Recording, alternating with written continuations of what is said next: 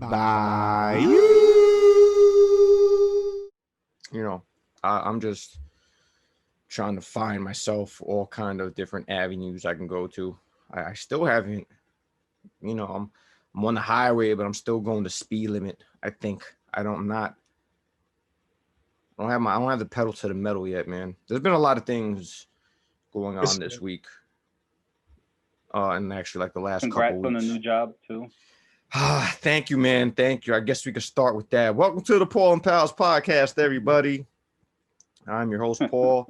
My pals always here, Mr. Len Dukes, Mr. William.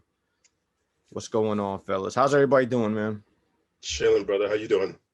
I guess to go back to what we just said, I'm happy. I am liberated. But I'm also nervous. There's I guess I want to talk about that, man. So I have this new job. I start tomorrow. There's a applause button. Huh? So hit the round of applause button. Yeah. Also have the button that goes like, with the hands over. Nice. Because I've known this job for 3 years. Some good, most bad. But that's been the constant. And, you can get comfortable with it, good or bad. You can get comfortable.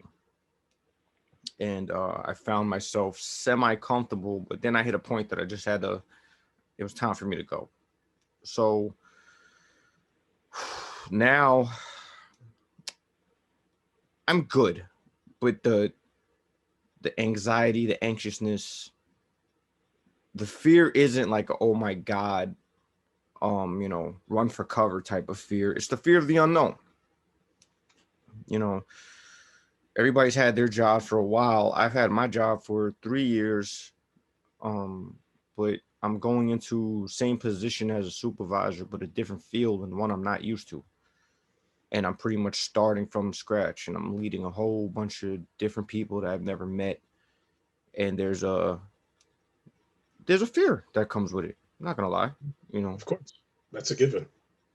So, but that also made me think. I always try to take whatever situation and use it as a learning tool. So, that fear can be your greatest enemy or your biggest motivational tool. It all depends on how you see it. And the people that see it as their greatest enemy, they end up being stuck. They don't go anywhere because that fear will just hold them down. And then you find yourself at this job 3 years, then 3 years turns to 6 years, and 6 years turns to 11 years. And you end up, like I said, you could be comfortable being miserable. And that will hold you back and down and make you miserable. Just have these negative, it got to the point with me that I would literally wake up miserable just for the fact that I had to go to this job. And then as soon as you even if you wake up feeling good, when the realization of, fuck, I got to go to work comes in, you automatically start to, your motivation, your morale starts to drop.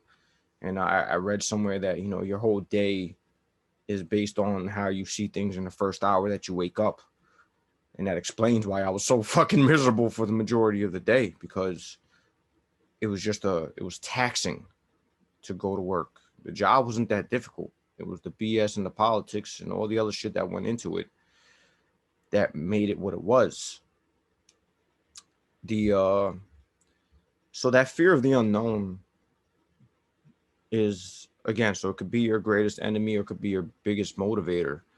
You look into that storm, coming at you, that big dust storm, and you don't know what's on the other side of it. Just like you, I caught a clip of, I forgot the guy that you just said you'd had a podcast with. What's his name again? Brian? Yeah, so like what he said almost in the beginning of it, how as far as, he's shooting for failure, for shooting for loss or something like that, how he phrased it. I'm not saying seeks for failure. There you go. So it's like, it's almost exactly the same thing, but as far as like, you got to try this out, you got to see what's up. Like you might be the greatest at it. How do you know? And it's in the same vein though. So it's true. You know, you don't know. I watched a very small clip. I never saw the basketball movie Uncle Drew, but I watched with your boy Kyrie. Yeah. And there's a part of it. There's a part of it, you know, and it was only like a 5-minute clip, but it was near the ending of the movie. And long story short, one of the old people got hurt, so the kid that was a coach came in, and he always had this mental block. And they're like, "Yo, you're gonna take the last shot." And he was like, no, let this person take it. You know, I think it was like old Lisa Leslie, but her jumper was just automatic. And he was like, no, we're going to do this. Here's the play. You take the jumper. We're good. And Uncle Drew was like, no, you're taking the shot. And like, it's the little things you pick up that you just take as motivation. And he goes, well, what if I miss? And everybody at one time says, well, what if you make it? Regret, man. And I told this with Brian. Regret is a motherfucker, man. I fear drowning, I fear burning alive, and I fear regret. To be able to, we all have talents. Me, you, like all of us, whoever's listening, we all have certain talents. To how I said it on that podcast, to near the end of your timeline and know that you didn't try. Because again, man, you could try and not make it. That's not a fail. If you have to go what if because you never tried it, man, that is the most sickening feeling I could probably think of.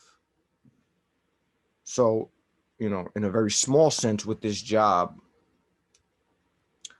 yeah, I can be comfortable and miserable at the same time and do this until, you know, whatever, this thing pops off or whatever the situation holds. Or I could look that fear, I could look that sandstorm coming my way and embrace it, you know. And we also said this in the podcast, you know, you have to get out of your comfort zone to elevate. They all go together. You can't be comfortable and expect to reach certain heights. That uncomfortableness is needed. Those lumps that you take are needed. Like all the doubt, or like everything is needed in order to conquer it. If you conquer it, you know, you're elevating. Whether this job works out or not, it remains to be seen. I don't know. If I had a little magic ball, I would look into it, and you know, I'd also ask for some lottery numbers. but we don't know. It's the thing that makes this life great. You don't know, but you know what the end result is if you don't try. You just literally go, I'm not doing anything. You know what that end result's going to be. But what if I miss? But what if you make it? So I'm taking that anxiety. I'm taking that, you know, that fear that comes with it, and I'm embracing it. Because what if, you know, everything is a positive or negative. It all depends on how you look at it. Well, what if it doesn't work out? Well, what if it does? Everybody goes quick to that. What if it doesn't? What if I miss? What if we're just built like that, to just go into the negative first? I'd be optimistic. But beyond that optimism, that the end of the rainbow, what if it all works out? We'll all be in a better position that we never even imagined.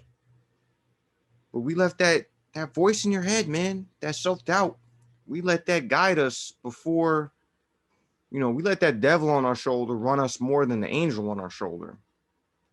And more times than not, that's why successful people and the people that make it, they're far and few in between. Because they listen to, but what if I make it? Where everybody else goes, well, what if I miss it? And they hide in the corner somewhere. So we're going to hope for the best. We're going to, you know, do what we have to do to be what we have to be. And we'll see what the cards deal, man. So thank you guys for the well wishes. We'll see what happens. No doubt, man. You got that. Yep. Appreciate it, man. Positivity, man. Yeah, I got it. You know, again, whether it does work out or it doesn't, we have to go through the motions to find out. Exactly. Will, orange soda in the building. I need to draw a little face on this so it could be like our fourth co-host. So with that said, man, thank you guys for listening.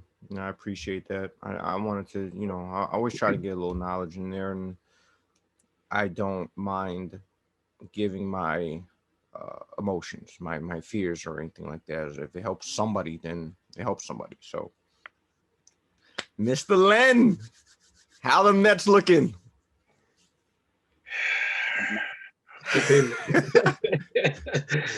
They're looking, man. They're looking.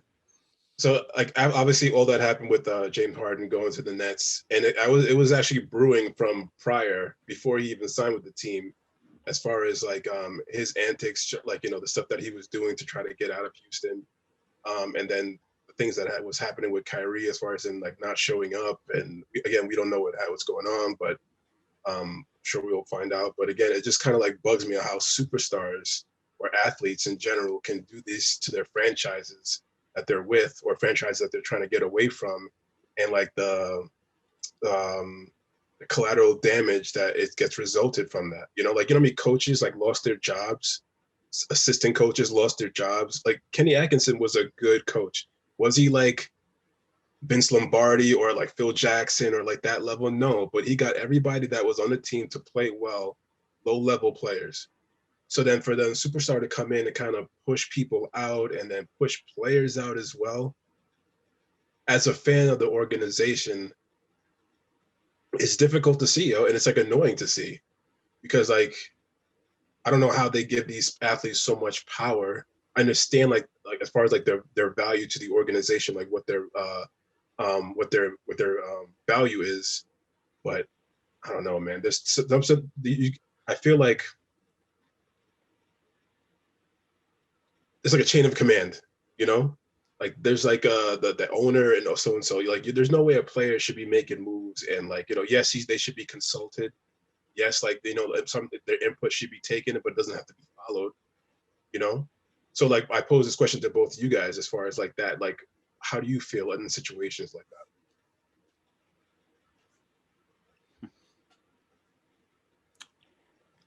that? I mean, situations like that for me, I mean, being honest here, I agree with you. I don't think it should be like that. For me, in general, I think sports and players and franchises and how much they get paid, to me, I think all of that stuff is outlandish, and they shouldn't be getting paid as much as they get paid. But of course, we got fans who's, constantly just buying seats, tickets, and stuff. So whatever. But yes, I have to say I agree with you, Len. There's a reason chain of command exists. It's so that there's not chaos, whether it's at work, whether it's at school, whether it's at military level. There's chain of command for a reason. Coaches coach, owners own, players play. I feel if you hit a certain level of greatness and your IQ shows it, you have more leeway than the next man. Like, Michael Jordan's input should be taken into account. LeBron James' input should be taken into account, but I don't like the fact that he was pretty much at one point the GM of his own team. Like, I don't agree with that. They say absolute power corrupts absolutely. So part of that whole Houston issue was James Harden, but a big slice of that pie goes to the Houston Rockets. You give this person the power to do these things. So when they do it, or they go above and beyond that power that you gave them, understand, Dr. Frankenstein, you created this monster. His last interview or post-game talk that he had, he sounded like an idiot. 8 games in, and he's already waving the white flag, and he's talking a pile of shit and how nothing's working and all this. Meanwhile, you're coming in overweight. Like, you show you don't care. Like, he did everything in his power to get out of that team, and he got his wish. If the Nets go ahead and give him that same power, which should probably be given to Kevin Durant. If you're going to divvy that out, it should go to Durant. That's what I'm saying. If you're going to do that, Durant deserves it. Durant is the only one that deserves it. And like, I hope that he is like the alpha in that whole group. Like everything runs by him as far as like players wise, like, like how things should go. In the hierarchy of players, Durant should be running that team. Yeah. However, in the hierarchy of the team, no player should control or dictate the way James Harden did. There's a reason why Harden is nice like he is, but they can't win. At a certain point, you were on the Pelicans, had damn near three that had Kevin Durant and Westbrook, couldn't win. The Thunder, you mean? The Thunder. All right, what did I say? Pelicans? I meant the Thunder. I'm sorry, Oklahoma City. Then he went to Houston. You're putting up monster numbers, but your team is average at best. Congratulations, you had another 60-point game in a losing effort, or you're getting bumped on the first round. There has to be that happy medium. At the end of the day, you're a player. Play the game. If you're nice like that, you'll have a say-so. But don't think because you're nice like that, you can run the team. If that was the case, you'd be getting paid as a player and a coach. You're not. There is that chain of command. You have to listen to your coach because your coach is listening to the GM because the GM is listening to the owner. If you don't have that, you have upheaval. And it's hard to win with that. And everything James Harden is doing shows it. Yeah. And then to take it the next step after that, like, let's say Brooklyn doesn't win this year. Is he going to fucking bitch up like he's been doing like in Houston to do the same thing to kind of get his way out of Brooklyn, where we just mortgaged the whole franchise? We mortgaged our future. This is the third time like the Nets organization has done something like this.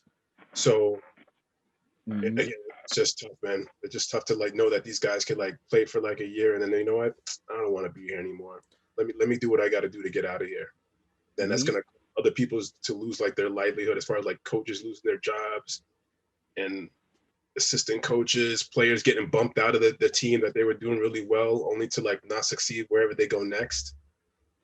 It's like you said, collateral damage. Yeah. I think I like the Brooklyn team how they were made. I can understand Durant going after Durant. I had pause on Kyrie, and ever since like they started talking about him, it's been like reluctant for me to like oh wow, he's a Brooklyn Net. He's on like he's part of the organization. I just don't care for him like that. Well, because again, like we don't know what the whole Kyrie situation is, so until facts come out on that, the team's saying we're okay with it. I think, right? The team's like, he's getting his space or whatever. They support him, and that like anything that is in regards to like any information that as far as like what happened is going to come directly from him. But something obviously happened because you don't get fined the amount of money you get fined for nothing. I think that was like messing up the COVID protocol, but then also something else to go with that. Like he's being fined per game for the games that he did, or he's not getting paid for the games that he didn't play. I heard that the GM is moving chess pieces on the board in case Kyrie's not going to work out. They have Harden. So if he's doing it, preemptive strikes and all that, I guess it's a good move. I think you take a gamble with Harden, not as a player, but the mentality that comes with him. Yeah. If he could settle down, I think it's a good look. If he could settle down, if they put his ass in check early, see what happens. That's the only angle that I see where I'm okay. Not say okay, but I can understand it as far as like if the uncertainty of Kyrie and they don't know what the hell he's going to be up to, what's he going to do, and you already put so much into the franchise. You lost Dinwiddie, so it's like you need somebody else. And you know what? Screw it. We put our chips in to begin with. Now we got to go in again. because again, we were hoping on banking on like a successful championship season.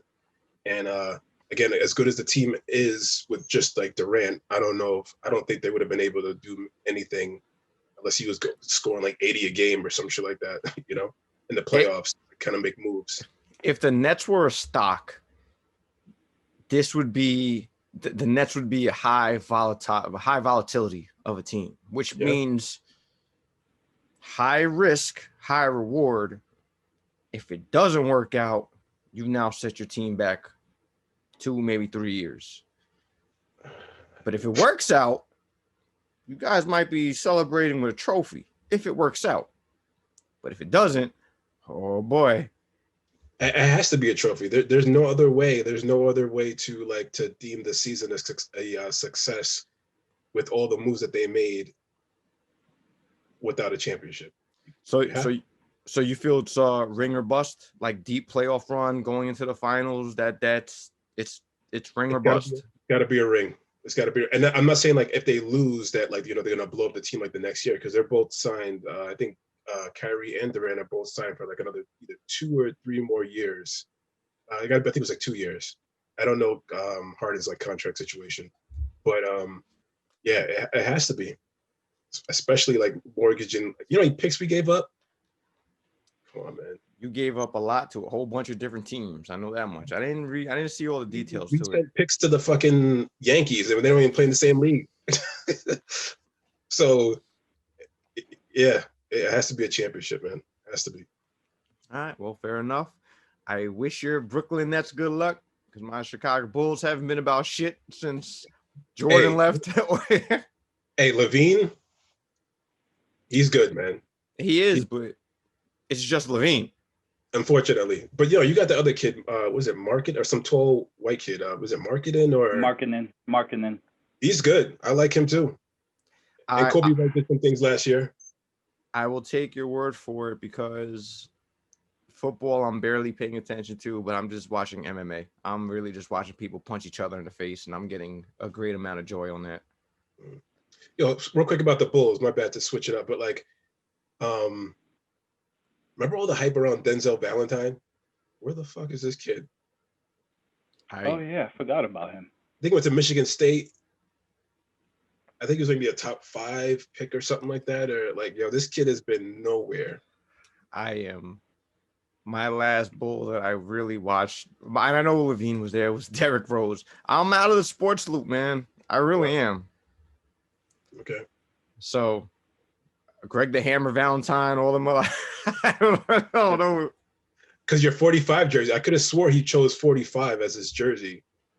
Valentine. There's only 145, and it ain't Trump and it ain't Valentine. That's a bar right there. Okay. Oh man. Yeah, so that's all I had in regards to that, man. Yeah, I mean, look, man, we're gonna see. Much like what we were talking about, we're gonna have to see how it unfolds. Yeah. If mentalities are correct and attitudes could be adjusted, and the overall sight, the goal, if everybody has the same goal in mind, they could be dangerous. They really could. They really could be dangerous. There's a lot of good shooters on the floor, man. At the same time, Kyrie, Harden, Durant, Joe Harris. Like, teams triple team Harden every night. Like, you can't do that. You're gonna leave either Durant or Kyrie wide open. And Kyrie, both of them, all 3 of them could just get their basket on anyone solo. The only issue. No. I was gonna say that was pretty much it. The only thing that's gonna be interesting, and it's either gonna be sink or swim, is the fact that there's only one ball on the court at one time. So you have 3 scorers, 3 people that handle the rock, 3 people that do very similar things, but there's only one ball in play. And again, it goes back to, if everybody sees the goal, if Harden doesn't mind not averaging 40 and averaging 25 to 30, but everybody else is gonna benefit from it. We'll see how it goes. And my main thing, they gotta play defense. That's like number one. If they don't play defense, all that shit ain't gonna be fucking nothing. Yeah, but Harden doesn't. Actually, no, he's like sneaky a good defender, man, on the low. Like but he's not a night in, night out defensive player. I give you that. I will definitely give you that.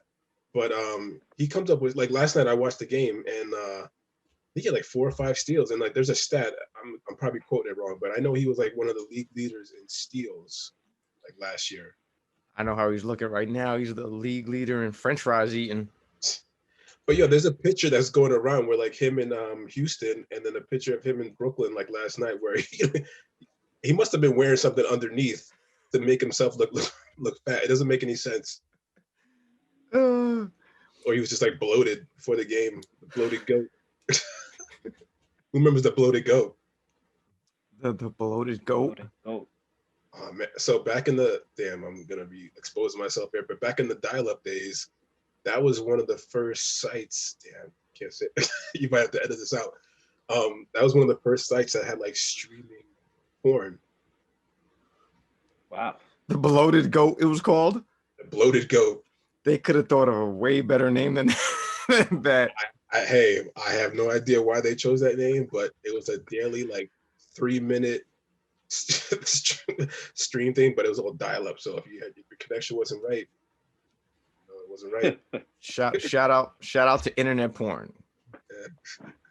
Helping murders not happen since the 90s. Yeah. Helping cats go back to sleep for like the as you yawns.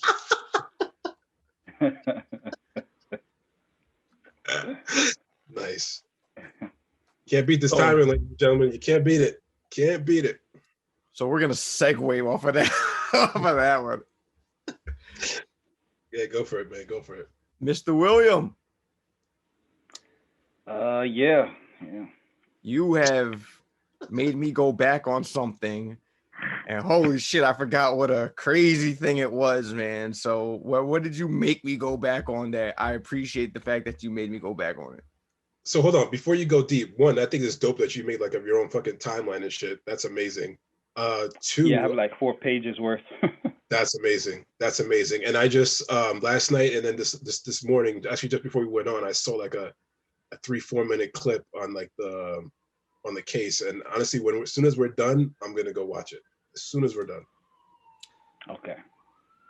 So Mr. William will play the role of Robert Stack in Unsolved Mysteries, and please set it off, sir. I wish I had the theme music playing. So just to go over what's going on. So basically, I'm gonna ask you guys at the end if you guys think it was a suicide or do you think it was foul play. So I'm just gonna go over what transpired. So when did you see this? I saw this, what's today, Sunday? I must have saw it Tuesday or somewhere around there. Okay. And then what happened was, again, it was another night where I couldn't sleep. So I was like, fuck it, I'm just going to watch something. I ended up watching that. And then it just stuck in my mind days after days. I just kept thinking about it. I was just like, I kept thinking to myself, these cops are like so lazy. And I actually watched it 3 times. So. Okay. That's serious. All right. It's a good episode. Yeah. To me, it's the best one out of both seasons of that. I stopped somewhere after one of the UFO ones, but that one that I saw was the first one, and I was super intrigued with it. I was watching it with my cousin, and we were both dead silent for the entire thing, just watching this episode unfold. So I'm going to shut up now. Go ahead, Will. All right. So Rey Rivera, keep in mind he's 6'5", 260 pounds. So this is not a Gilbert or, no. So this guy, he's built. So he was married in Puerto Rico. And then shortly after, he moved to Baltimore to work for his best friend. His best friend's name is Porter Stansberry. And what his friend's company is they write financial newsletters. And by the time he started working for his best friend, I would say a few months prior to that, there was this big SEC filings case where they hinted at something illegal might have been going on, whatever. So just keep that in mind. He came in after all of that illegal stuff was so-called going on. He was hired to do some damage control, I believe, right? To help. Right, something like that. Help save this dude's name and all right. Exactly. So keep that in the back of your mind. Right. So fast forward to May 16th, 2006. The morning of, his wife has a business trip, so Rey makes her breakfast, takes her bag to the car. Again, days leading up to it, notice the behavior. There's nothing like really suggesting he wanted to harm himself. Made his wife breakfast, they talked, they kissed, whatever, she was on her way. So that same day, around 6 or 6:30, the wife finishes her day and decides to call Rey. Right here, I was kind of like, I don't know, that's kind of weird since they're kind of like all lovey-dovey that she didn't call him when she landed or reached her destination to say, hey, I've reached my destination. I just found it weird that, 12 hours later, then she calls him. But that's just me. So then she calls him and goes straight to voicemail. So apparently they had a house guest, which was a coworker of hers, staying at their house. So she calls the house guest right after she calls Rey. When it goes to voicemail, she's like, hey, have you seen Rey? And the house guest says, it's around 6:30 p.m., says that Rey got a call, and I think she heard him say, something like that. And then he quickly rushed out of the house, like he was almost late for something, or he jetted out of the house in flip-flops, didn't change, just jetted out of the house. So keep in mind, call came in, urgency, he ran out. At what time was this again? AM or PM? PM, around 6 or 6:30 p.m. This is around the time the wife called and was trying to get in touch with him. Okay. I just want to say, Will, you make a hell of a detective right now. How you breaking this thing down? I've done this before on a couple of other murder cases where I was just like so intrigued by it, I made a timeline and started doing my own case. But anyway. We find out you help the cops on the low. Huh? We find out you helping the cops on the low. I would send them my notes, but okay.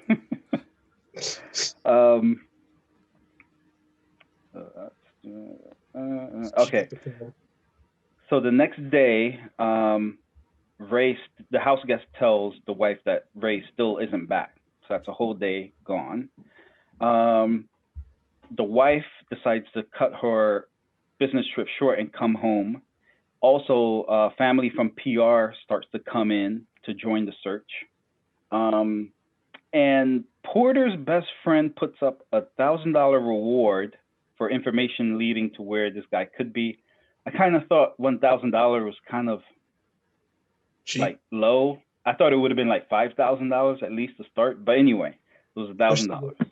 Especially when them working in that building, you got to have money to be working in that building, and right?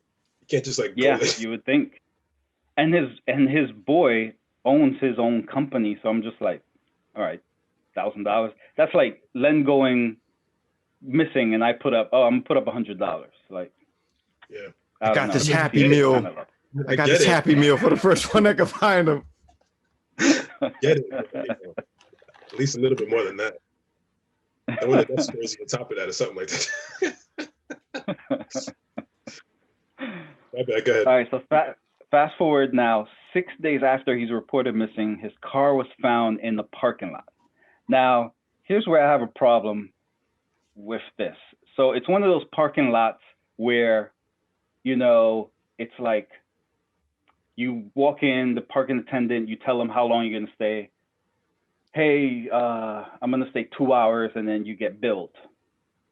So his car was found in that one of those parking lots, and the parking attendant said that he must have parked the night before, because when he came in the next morning, the car was already there. But my whole beef is, one, I'm like, all right, where's the security camera? Two, I was like, how is 6 days going to go by and this car is still sitting there and you're not going to be like, you know, because more than likely with those parking places, you have to be like, you have to tell them how long you're going to stay. But I just found it weird that this car is just sitting there 6 days and this parking attendant is just like, yeah, that's bullshit. Usually, like, if you don't come back and like, well, again, I'm not Mr. Park in the city all the time, but I assume that if you, like, after a couple of hours or maybe like a day, like, yo, your car's still here, by the way. You said that you're going to be back in a certain amount of hours. It's already a day later. Like, where are you? Like, if you got to give like your cell phone information, don't you got to give stuff like that? Like, I know in my parking lot where I have to park, I have to give them, they know my cell number.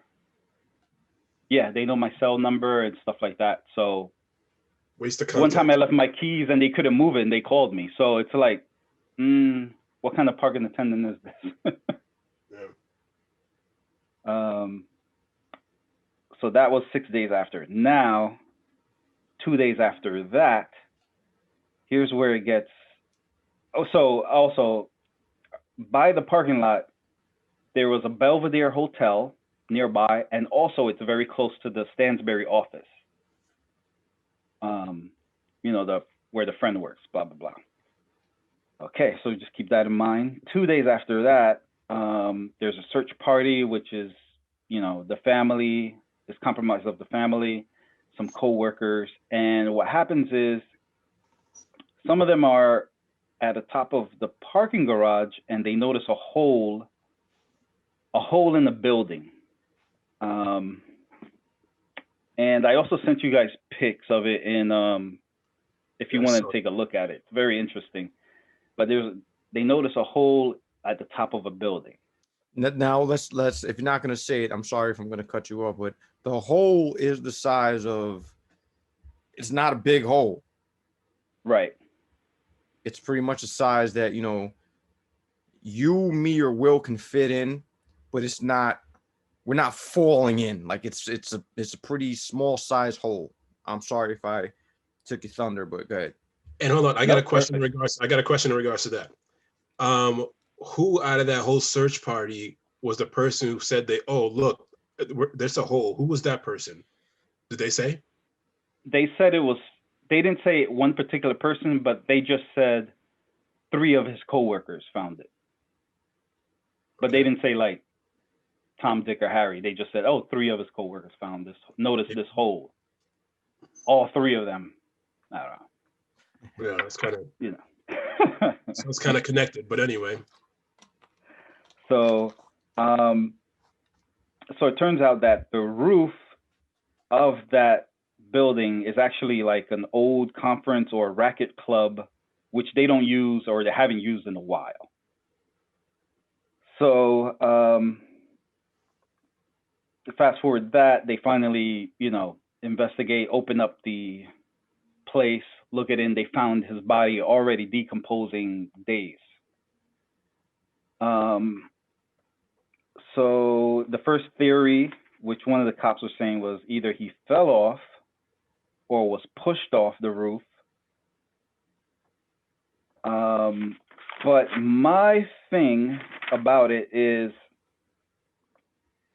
and like the detective said, and it's in the pictures. So if he fell off of the parking garage roof, he still had 20 feet to clear, which means, you know, he'd had to get a running start and then jump, you know. If he had went from the top of the Belvedere Hotel, which was mad high, if he jumped off the middle part of it, he had 45 feet to clear, which means he really had to like truck and then jump. In flip-flops.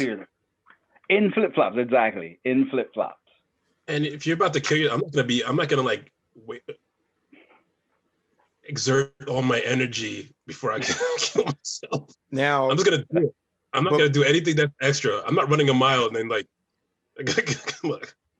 But mind you, they're saying he either made this hole or he went through the hole, and for his body type, he would have had to have gone in like a missile, like he would have gone like as straight as a pencil and like went in. It's like that scene in The Matrix when Trinity is running and she has to jump across the building to like into the fucking that little hole that she does like in the first one. I'm like, all right, that's just straight. She jumped like Superman first into like this tiny little hole. Picture that. So he would like that's pretty much how it would have had to have happened. Kind of like an Olympic diver, like just going in without a splash. Kind of. Yeah, that makes no sense. That makes no sense. But go ahead, please. This is good. All right, so that's where this is where I go in and I say other facts that are not known. So these are under other facts.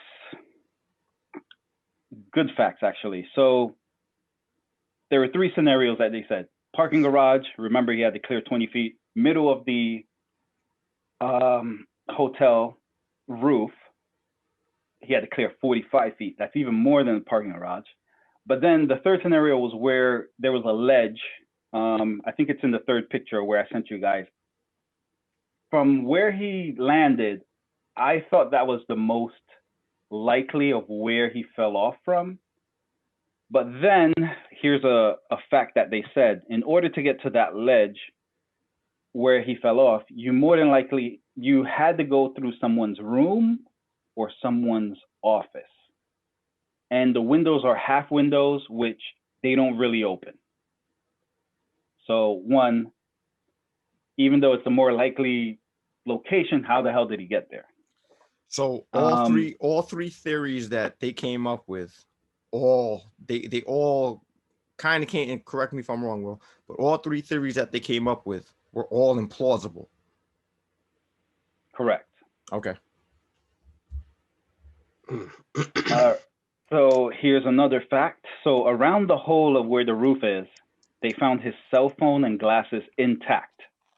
Like top of the roof, around the hole, glasses and phone impact. Mind you, if a person's falling at that rate, how can the glasses and phone not be broken or something happen to it? By the interviews, I'm sorry to cut you off, Len. By the interviews, not a scratch on them. Like perfect, they were perfect. Like not a scratch, not a dent, not a crack. Wow. I was just gonna add that at that speed, I mean, or did they calculate as far as like being his weight of you said 265 he was? He was 260 something, 260. right?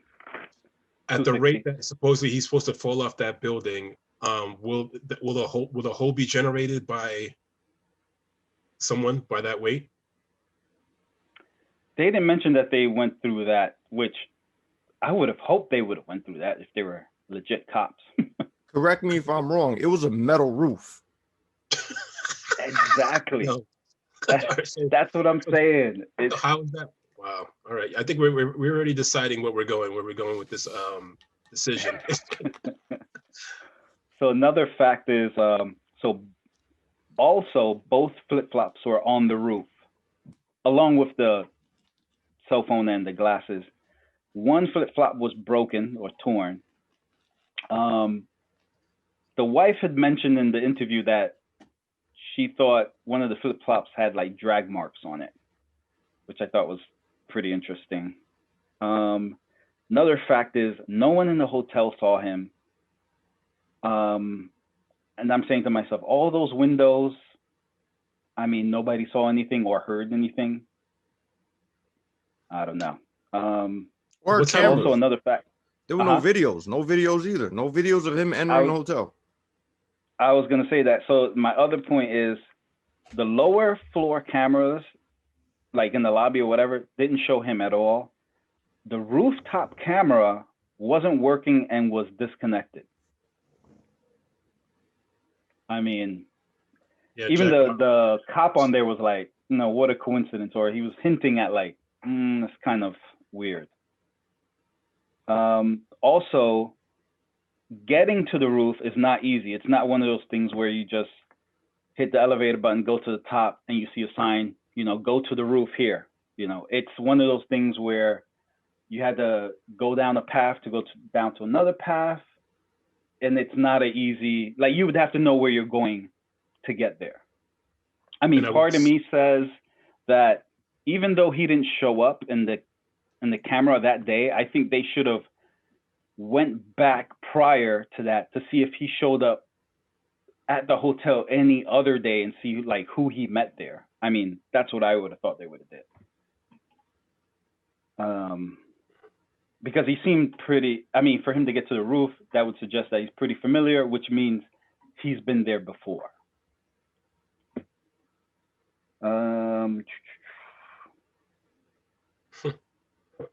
Okay, another fact that I picked up was 6 months prior, he quit the job working for his friend, the Salisbury guy, Porter Salisbury. And what he did was he started freelancing, and supposedly he started freelancing for subsidiaries of his company. So he quit working for his friend's company directly, and then started freelancing with companies under his friend's company. Another fact is they did a search of his office and they found a note taped to the back of his computer, and it was very cryptic. And it turns out he was trying to find out about the Freemasons and secret society. Feels like Huh? I said that feels like a planted thing, just to kind of throw the cops off set. Well, what they found, and they found this note. I think you might have just said it, but I was actually looking at the pictures you just sent me now. I'm looking at the evidence. It was taped behind his computer. Like, even if it was planted, it was put somewhere that you had to go find it to find it. Oh, okay. So it was just taped to the back of his computer. And it was a whole bunch of all kind of shit written on it. But he was a writer. Like, he did screenplays. So like he had notebooks on notebooks of different shit just written down, like random thoughts, random this, random that on it. Right. Again, like, this shit was taped to the back of his computer. It wasn't like a notepad that was left out or anything like that. It was just there. Exactly. And they had, what also stood out to me was list of movies. He had movies on there, and I noticed one of them was Lord of the Rings. So I don't know if he was hinting at, since he was doing all this work on Freemasons, I don't know if he was hinting at maybe these movies, or the movie budget, or the movie was paid or somehow tied into the Freemasons or something. Who knows? But it was an important note enough for him to tape it in back of his computer where you had to go find it. Do they break down that note in the documentary or in the episode? Yeah, they show it. I had to actually pause it a few times so I could zoom in and see what the hell it was. But it was a lot of quotes, Freemason quotes and stuff like that. He sent it to the FBI or the police. She goes, here, because this became a big thing for like a week. This was news. Like, this was a news thing that was happening. And she sent it to the authorities, and it came back that it's weird. Like, the cops or the FBI, the authorities were like, this is a weird letter, but it's not saying anything. Like, it's not a suicidal thing. It's not a I need help thing. It's just random thoughts on the paper. Like, they couldn't decipher what it meant. All right. Exactly. So here's one of the big things for me.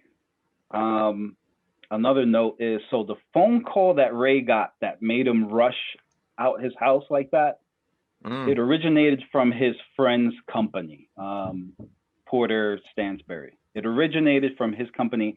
However, they could not track down exactly who made the call, because it was one of those switchboard situations where it's just a general number being called out and in. So it's going through a switchboard.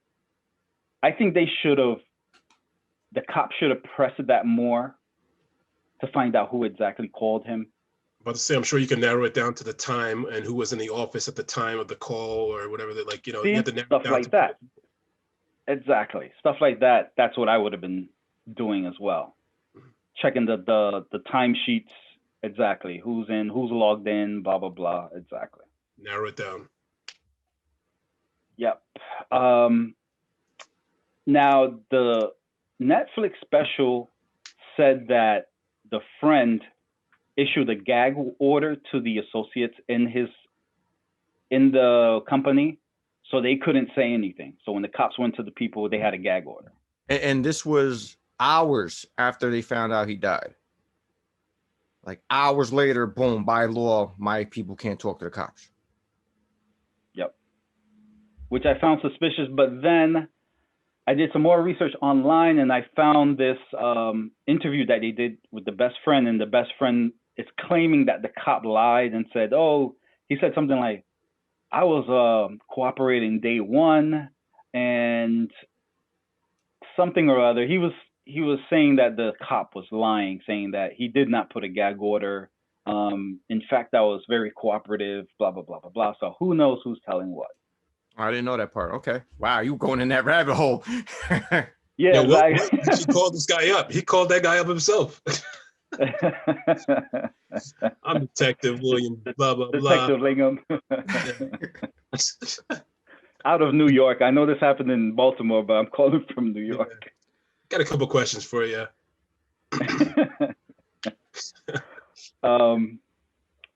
Two other facts that was pretty interesting was the wife said that Ray was worried about something 2 weeks prior to him disappearing. And another big thing was the night before he disappeared, their burglar alarm went off twice. There was a window in the lower floor towards the right. The burglar alarm went off twice. And she said that that night, Ray came down flying down the stairs with a bat, and she could see like the fear in his eyes. Like he was more in fear than she was. She was just like, you could tell he was very fearful. So, and she was quoted. I'm sorry, man. She was quoted as saying like he's not fearful of shit, and he's like 6'something", like 2-something. Yep. And she's like, he's never really scared. She goes, the look of fear in this man's eyes scared her. Right. So, and the thing that pisses me off is that the cops ruled it a suicide just on the fact that there wasn't enough evidence to conclude anything. But I kind of feel like they were just like, we don't have enough evidence. We probably won't find anything. Let's just mark it as a suicide and move on. Like, I really don't think they did their due diligence on it. I really don't think so. Wow. Len, when you get a minute, because I just looked at it, go take a look at those pictures of those three scenarios. You saw them? That's why I asked the question as far as like how what was his weight again? Because like in order to make a hole in a roof like that, like you gotta like drop like an anvil, it's like some Looney Tune anvil, not a human being, unless they like weigh like 1,000 pounds or something like that. But again, that's why I want to know like the actual height. From that height, can you generate enough speed at that weight to make a hole like that? Well, in scenario 2, in the second scenario, it was only 20-foot drop. So no, like that's what I'm saying. So, every theory was shut down. And the fact that he had to go in Greg Louganis style, like a damn missile. I mean, he would have to run like the I don't know, like so like the way that it was like set up, it was almost like a U shape, but like more boxy, right? The build, like the top of the building, like that. Correct. So he jumped to get to the middle, basically, almost, right? So in order to generate that, you have to be running, in flip-flops for a minute and catch a lot of speed to jump that far off to land down like that. So again, this is physics. And again, it goes back to what I said before. If I'm about to kill myself, I'm not going to go exert a whole bunch of energy. I'm just going to, just do it. Or am I going to run to jump into the middle of a building? So, yeah, Mr. William, if you didn't see the episode, you just heard the episode. Will still gonna- went from beginning. No, watch it. It's a good watch. But Will went from beginning to ending credits. So are we drawing conclusions now? I mean, I don't think there's anything more to add because that's pretty much the end of the episode. That's it. Yeah.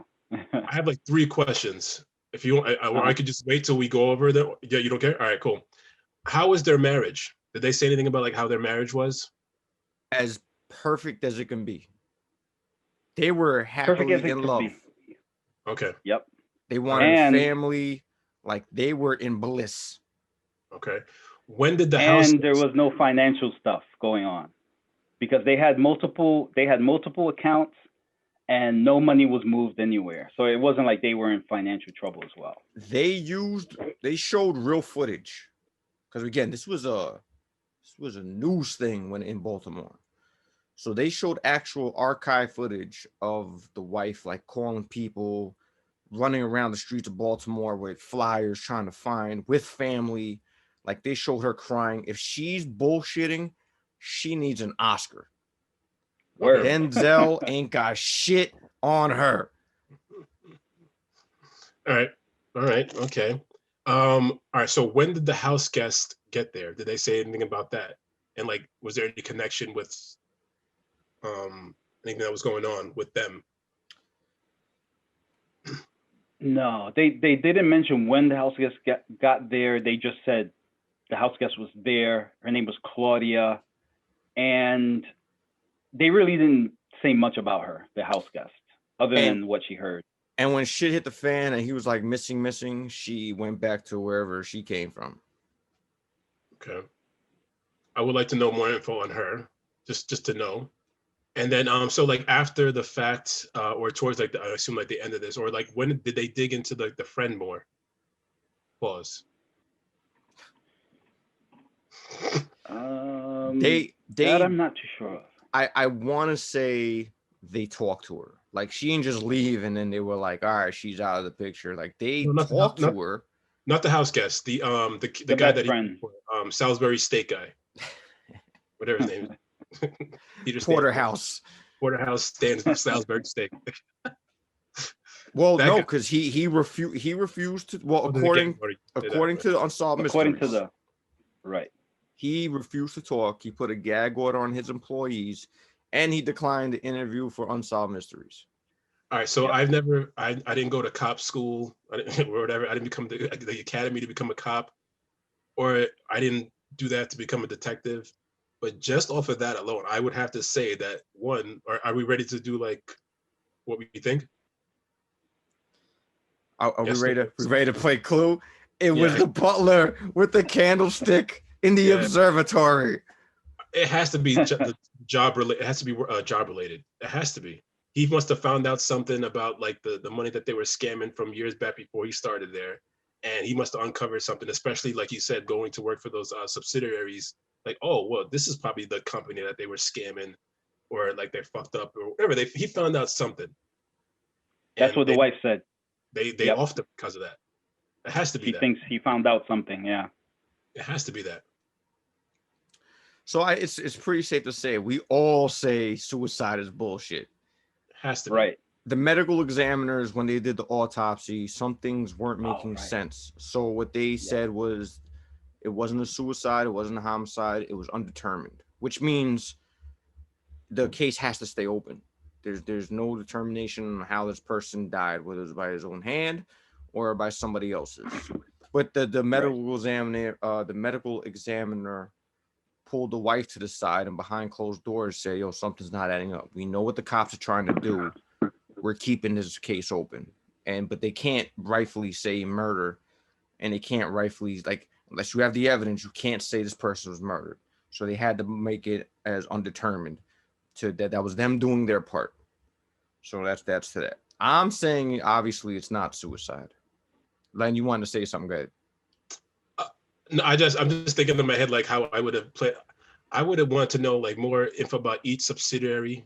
I need to know more info about like any kind of connection between the company and maybe the police department or anybody investigating. Like there's just too many like things that don't add up for them to come to that conclusion where they deem it to be a suicide.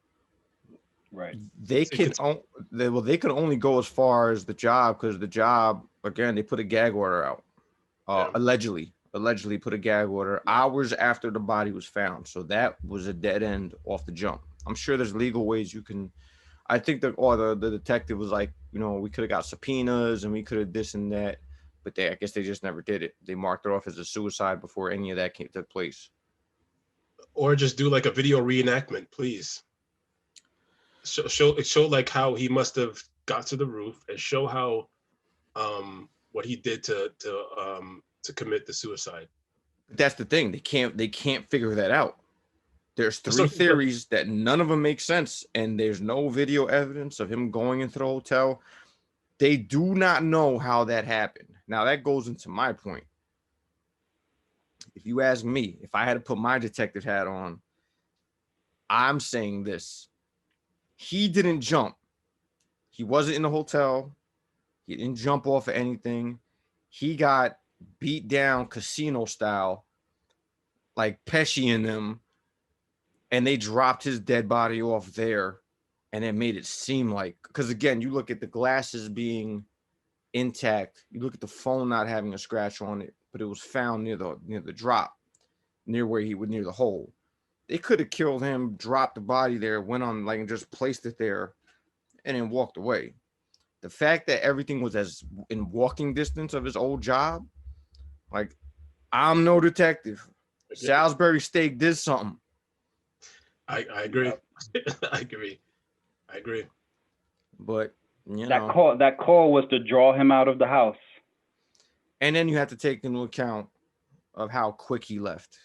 And again, according to that chick Claudia, it was met with a surprising, oh shit, and then hung up and then hauled ass out the house. What if the call was to be like, yo, we got your wife. If you don't come right now, we're gonna fucking off your wife. We know how much you love her. If you don't come right now, oh shit, let me get out of here. From interviews, she left with that type of urgency, we'll say. I would say for me also, not to, and this is just me being a full detective and not being biased, I would actually still investigate the wife. Business trip, did she really get there? Just to be sure. Because I have seen some stuff where it's like, people can put on some pretty good acting. So, and to secure her alibi, and that's why I feel like I want to know more about that friend. Was that how much of that her coming over was planned, and why are you going to have a house guest and then you leave? You're not there. Like, what are you just chilling there for? I'm gonna say this. I said if she's fake and she deserves an Oscar, but they give out Oscars, so she could have faked that shit like a Denzel. So, and what was her background? Did they say like what was her was she like wanted to be like an actress, or because he wrote screenplays, maybe that's how they met? Maybe she's like trained. That I don't remember. I don't remember that part. Yeah, they didn't delve too much into her past, like where she came from in her upbringing. But I guess in her defense, and Will, you're right. Like, yeah, whatever. But the devil inside people do some crazy shit, man. Yeah. So with that said, you never know. From the outside looking in, and how she talked and how she was acting, and the family loved her. Like, if she did something, she's the devil. From the outside looking in, it seemed as legit as it can be. I'll just say that. All right. That was really good. That is an unsolved mystery. That is definitely, I can solve this. It's not a suicide. That part I can solve. We should definitely do another one like this again, yo. It's pretty dope. I don't know how to do those. June 19th, 1945. Nice. I used to be able to do that one pretty good. He's such an iconic host that they don't even have a host on that show. It's just theme music, and they don't have anybody narrating. It's just words on the screen. Like, you just have to read it in Robert Stack's voice in your head. Oh, let's say, but when the show was on though, like he used to do that, right? They used to narrate it, right? Yeah. Okay. Oh, All yeah. right. I was like, damn, was I bugging all those years? Like, cause you just said that. I'm like, yo, that's crazy. I could have swore he was like voicing all that shit. No, that was him. They had a great. Again, I'm only seen a handful, and I just kind of stopped watching. I told you I always do that. Like I always watch something, I get into it, and I just stop, and I end up going back to it later. They had a great one about this one town that people just got abducted by UFOs, but like nobody talks about it because Wait. So you deem this to be like just as good as the one that we just went over?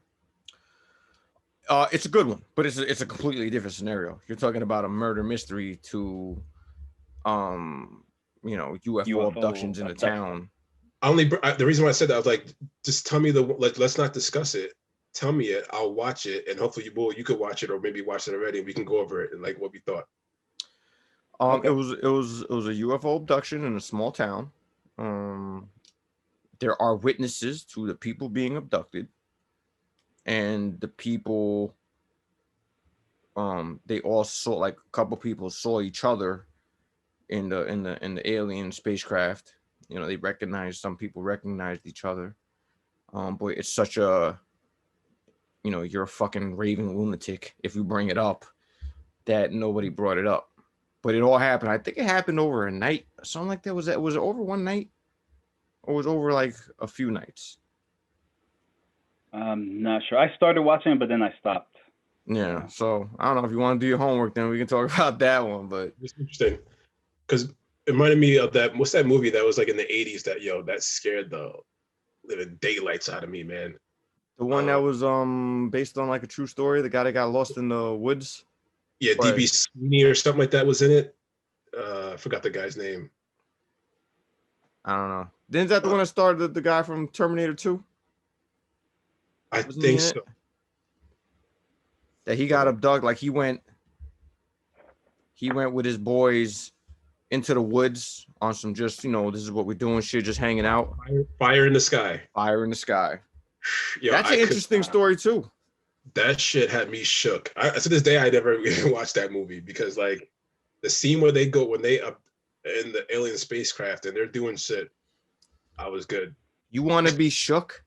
Watch this movie called, oh my God, I just had it on the tip of my tongue. It stars the chick with Resident Evil, The Fifth Element. Mila Jovovich? Yes. I'm going to find the name of that. That is a mind fuck of a movie. It was based in it was on Alaska. It was one of those, it's either really happened or like the Blair Witch, they're pretending it really happened, but it never really, like, it was one of those things. Yeah, Will, look that up. I see you doing your thing. Yeah. Please find the name of it, because that is... Oh, The Fourth Kind? The Fourth Kind. The ending of it, and I'm not, it's one of those that I can't, like, I won't explain it. Like, you have to watch that movie. I'll just say this. She's a psychiatrist. She goes out to Alaska, or she lives in Alaska, and people are having, they're losing time. So she hypnotizes them to bring out their memories. And the thing that she brings out, I'll just leave it at that. Like, that's... Wait, say that part again. You came in broken up. What was the last thing you heard? She brought people back to, or like hypnotizes them, and then what else? Or whatever? They started to remember. Like from the hypnotize, because they couldn't, like they were all suffering from the same symptoms, but then she would hypnotize them to remember what happened and the shenanigans that follow that, and the ending. The ending is woo! All right, you definitely got to watch that. All right. He said woo. Nice. That was pretty dope. That was dope. I'm gonna watch, like, as soon as we're done, I'm gonna watch that episode. Yeah. Watch that episode, because that's a cool ass epised. Yeah. Cool. All right. I mean, part of me says, like, a long shot scenario, like long shot, is me envisioning him meeting the friend somewhere on the roof for whatever reason, because he'd uncovered something from the company, blah, blah, blah, blah, blah. Either he was meeting the friend or he was meeting clients of the friend who were going to kill him, and maybe they had a gun out. He was running while they had the gun out, maybe trying to shoot him, and he was just like, fuck it, I'm just going to jump off the roof instead of getting shot.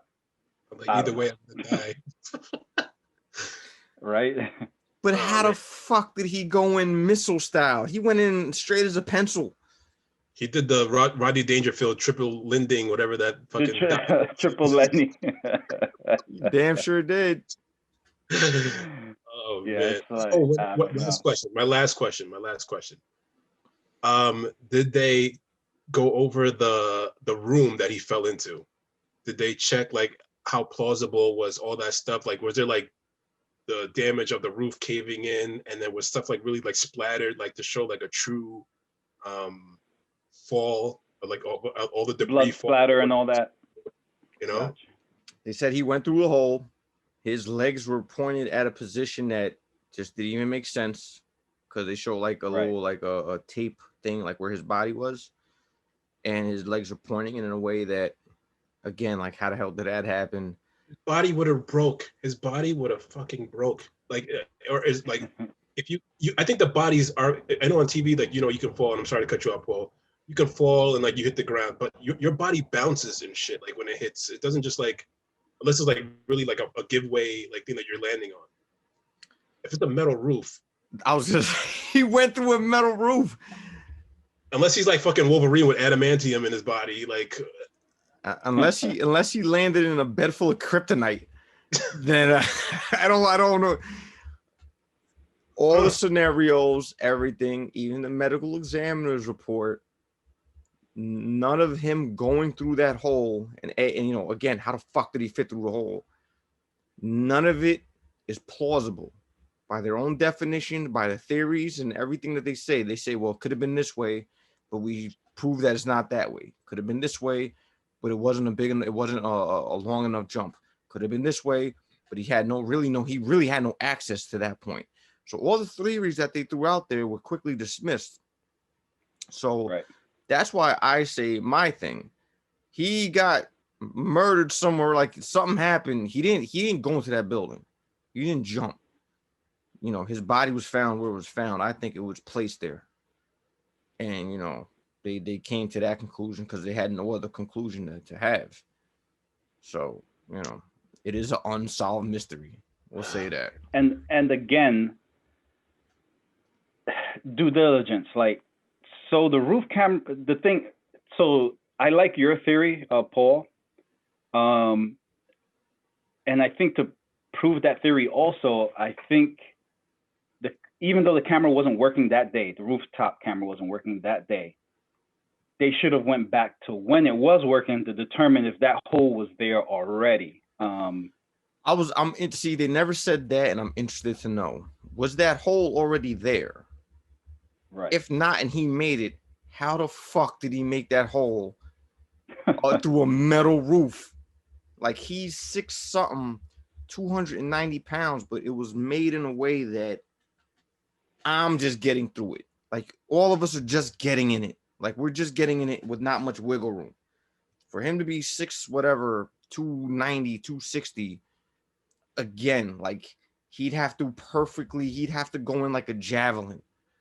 So there's so many, like, that doesn't make sense. That's like so aggravating. All right, if the wife is like totally legit, I can see why this is frustrating, because like it just doesn't make sense. Right. Like you said, he must have got off somewhere. They brought the body into that old gym or whatever, the thing that they use.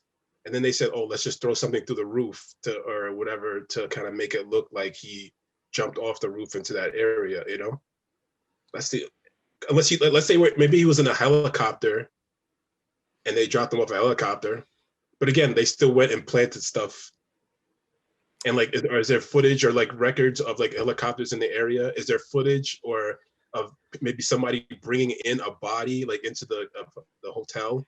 They'd have to throw him off the helicopter, land the helicopter, place the glasses in the cell phone, hop back in the helicopter, and fly away.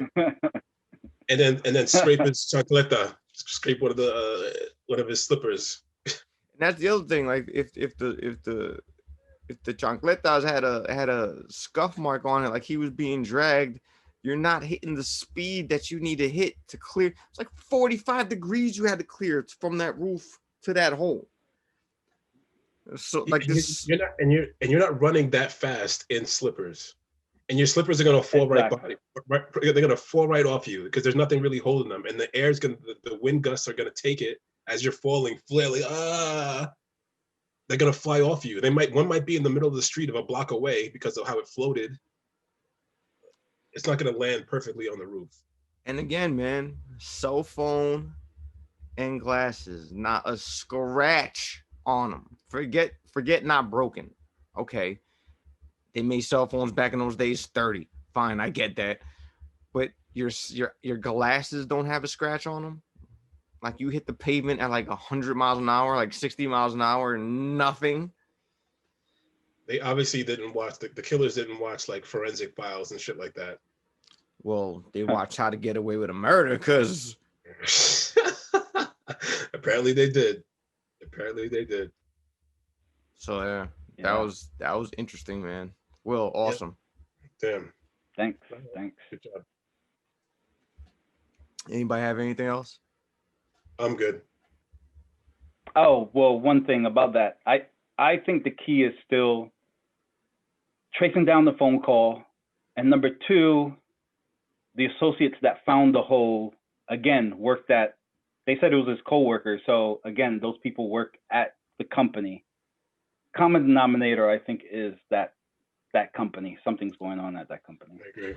And I guess if me, you, and Len are looking for milk and we've exhausted every place we could find, we go, hey, let's try the roof and just look down and see what's happening there. Oh, look, there's a hole. I guess, we ran out of so many things to look at. We decided to check the roof for anything.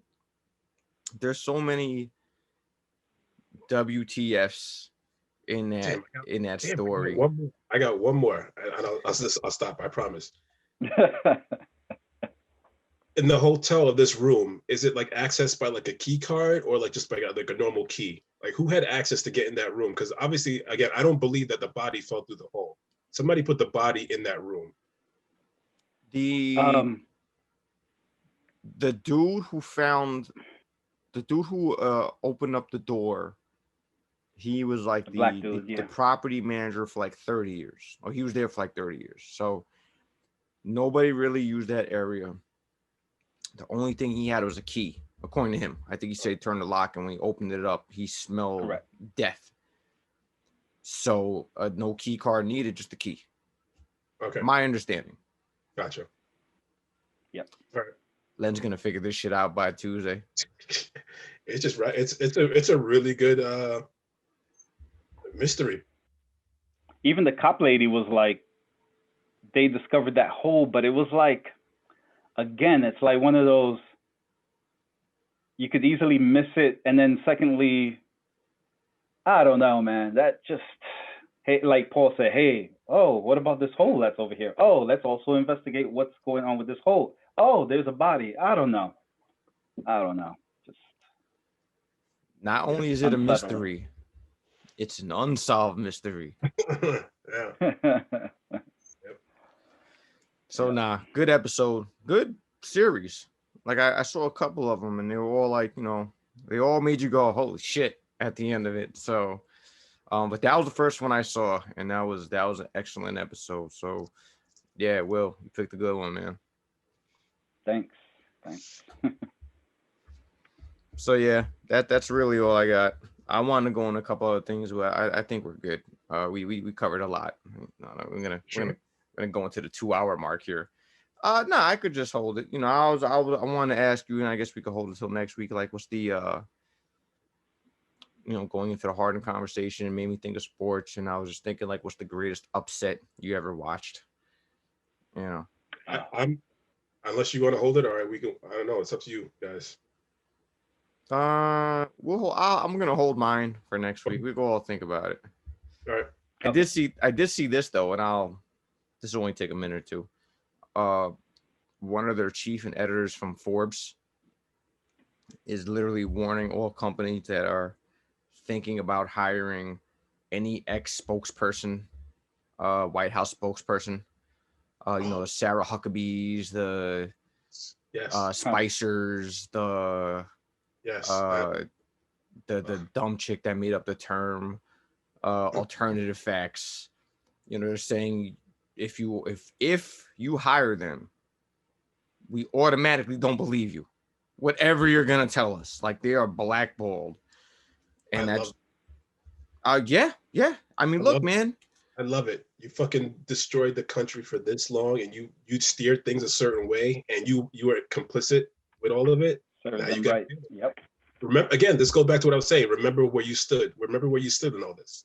Ethics and credibility, even though this administration didn't believe in any of it, counts for something. Whether it's the boy who cried wolf thing or like whatever, if you're going to sell your soul like that, this man wasn't going to run this country for the rest of his life.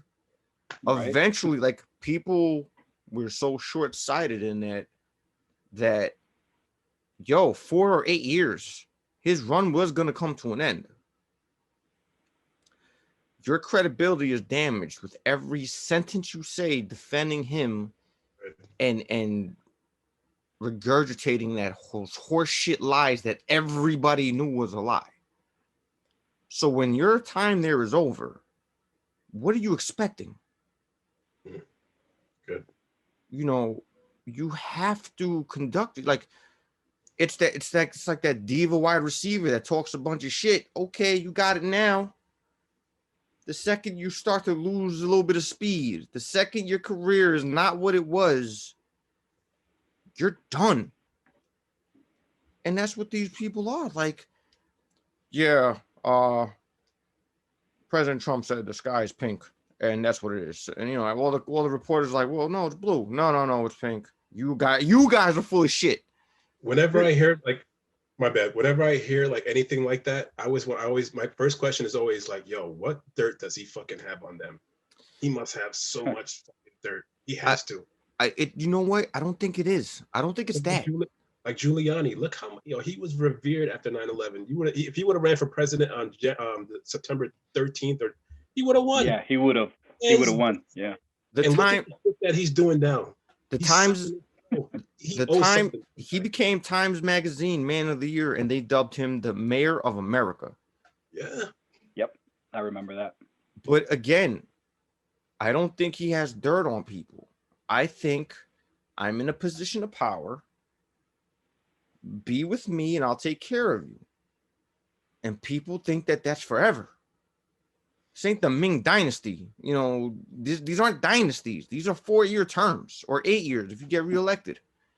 And then it's over.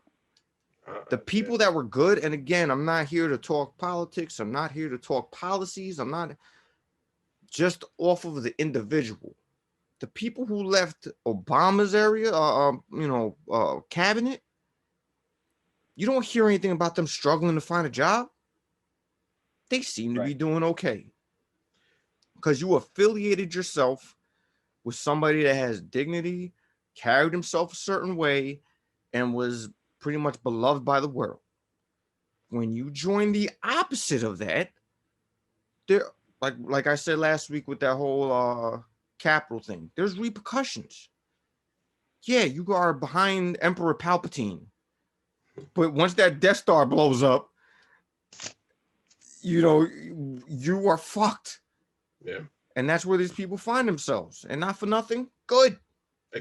That's exactly where I'm at. Good. Exactly. Good. One day we gotta tell that story, because that shit was fucking hilarious. Look, man, I know it's the kind of world we live in, but dignity still holds places in this world. Yeah, sure. A lot of people that don't have dignity and don't have ethics, money and power, absolute power corrupts absolutely. Like, that's there. That's always going to be there. But you have to be prepared for the repercussions. That's why at the end of the day, you just have to be yourself. Be righteous. Be kind to the next person. Don't get me wrong. If somebody slaps you, slap them back. Not condoning violence, but just in a figurative sense. Treat people how you want to be treated. Don't treat people like idiots. Don't try to pull the wool over. And, again, his lies were so blatant. I've never seen any presidency or anybody else get fact checked. Like, every other word was a lie. And most of them were blatant. But you have people like, if I'm just talking a bunch of shit and I'm in a position of power, and Len, you're my boy, but you're just like, yeah. And the people that are people that are trying to fact check me, you're like, yo, go fuck yourself. All right. When I'm no longer in the position I'm in, you still have to continue. You paint yourself in the corner. People are so short-sighted to this person that has power, this person that's cutting this check for you, that, nothing lasts forever. And when it doesn't, the world of the real reality is waiting for you. Going back to what you were saying as far as like anybody in Obama's cabinet or part of the administration that he had like have like trouble finding a jobs, like they had like no issue. But look at the turnover rate as far as like how many people in the Trump administration like either like lost their job or fired. Pretty much every position had like maybe 3 or 4 people at that same position throughout his whole entire run. No, I don't think there's anybody there that lasted the whole entire time. The Kellyanne Conways, the Spicers, the Sarah Huckabees, and this last one that she's done real soon. That's only supposed to be one position for an entire term, and he blew through like 4 people for like almost 5. For like almost every position in the White House, almost every. Yeah, and look who he's, again, that dude Steve, the head of the right, the head of the alt-right, Bannon. Steve Bannon. His first pick, even he bailed. And they're against each other now, I think. Oh yeah, they bro. He's now arguing with the Republican Party. He's now shitting on Fox, all the people that had his back. Because again, you think you could pull off whatever. You think you could pull off whatever. It's the TOs. I love TO. TO was acting a fool. Chad Ochocinco, like all these diva receivers. Yeah, you are putting up these stats. When your stats start to decline, you can't get a job in the league. Now that Trump's power, he's only a week away. All those people that put up with his shit, go fuck yourself. We want no affiliation with you anymore.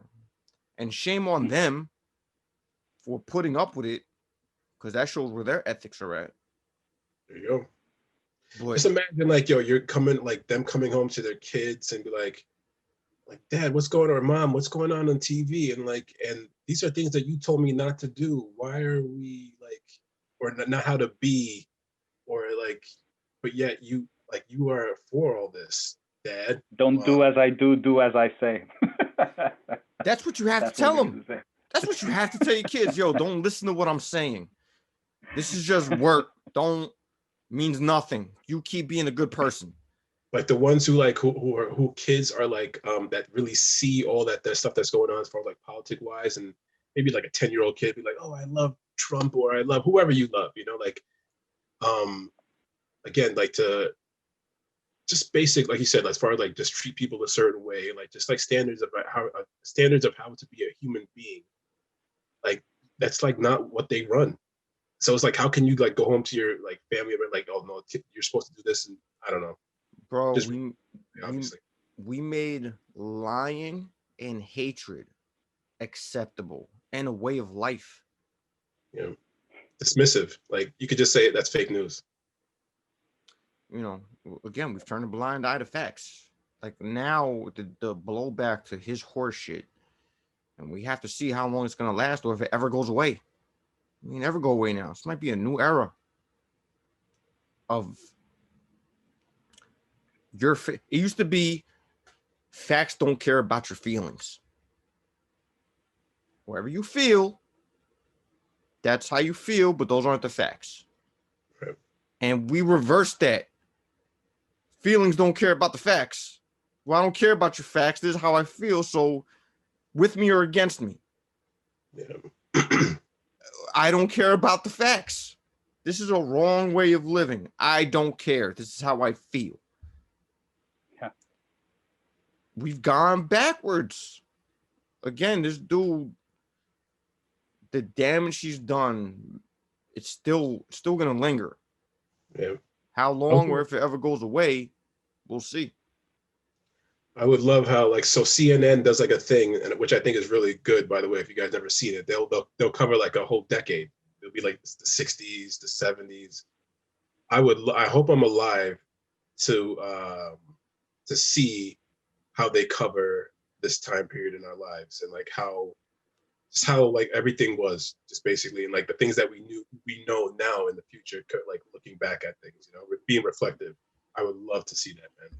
These people that are being blackballed from any future jobs, they don't understand. They were so short-sighted.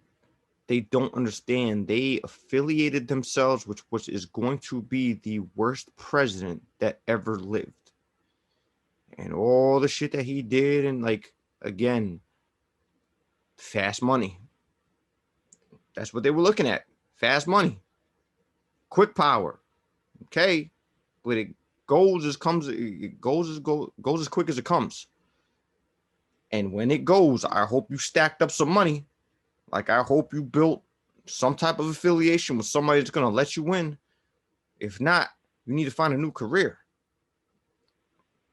So, I just saw that article and thought that was interesting. I saw it too. I was going to actually bring it up, but I so upset about the whole net thing that I totally forgot. And I'm glad that we're doing this either actually now compared to a couple of days ago, because I probably would have still been talking and just going on and on about it, so cooler heads prevailed, I guess you could say.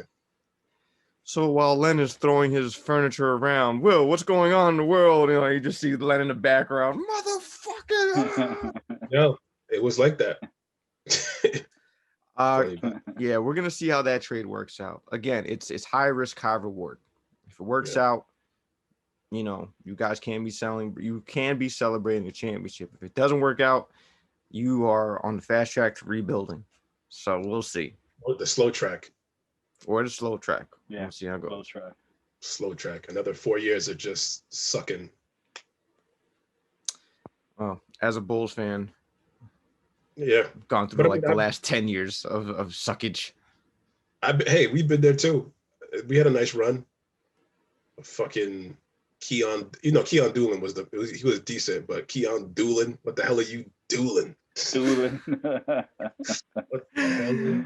I had nicknames for everybody, yo. That makes me think of my boy Grago going Amico 0 for 4. Yo, that was classic. Mecca 0 for 4. He's like, yo, if you miss one more shot, I'm gonna go Mecca 0 for 4. That was great. Yeah. So, gentlemen, if we have anything else to add, I'm good. That's it. So, for Len Dukes, Mr. William, I'm Paul. This is a PNP podcast, Paul N Palz Podcast. I'll have to edit that part out. And links will be on descriptions. I appreciate everybody who listened, and we'll catch you on the next one. Peace. Later. Peace. American. You're stuck ending it every show like that, just so you know. And guess what? I don't mind at all. Fair enough. All right. Later, guys. All right, yo. All right. Bye.